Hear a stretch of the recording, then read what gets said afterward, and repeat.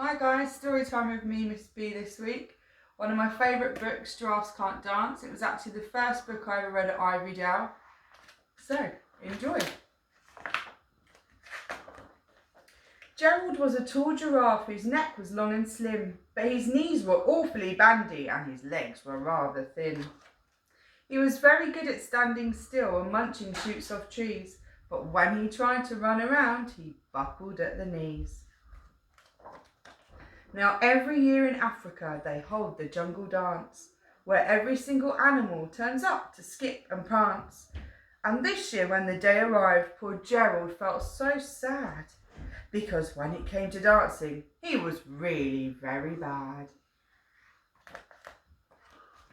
The warthogs started waltzing and the rhinos rock and rolled. The lions danced a tango which was elegant and bold. The chimps all did a cha-cha with a very Latin feel, and 8 baboons then teamed up for a splendid Scottish reel. Gerald swallowed bravely as he walked towards the floor, but the lions saw him coming and they soon began to roar. "Hey, look at clumsy Gerald," the animals all laughed. "Giraffes can't dance, you silly fool! Oh, Gerald, don't be daft."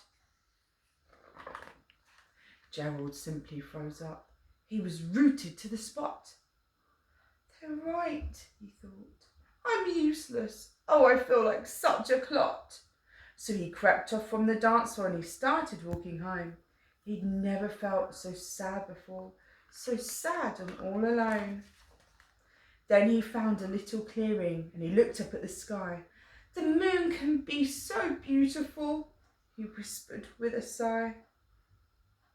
"Excuse me," coughed a cricket, who'd seen Gerald earlier on.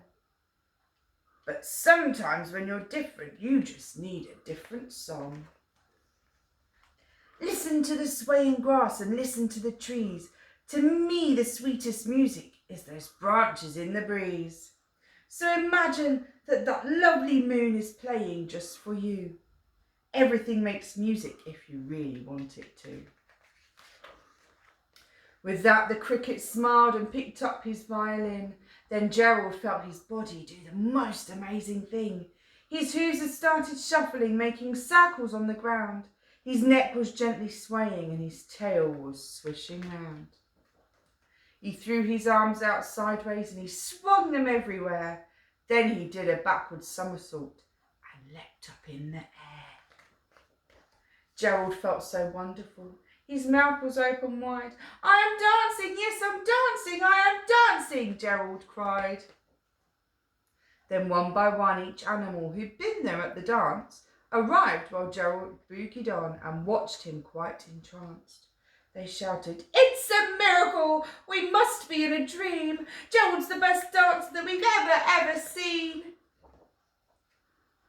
"How is it you can dance like that? Please, Gerald, tell us how." But Gerald simply twizzled round and finished with a bow. Then he raised his head and looked up at the moon and stars above. "We all can dance," he said, "when we find music that we love." I hope you enjoyed it. See you soon.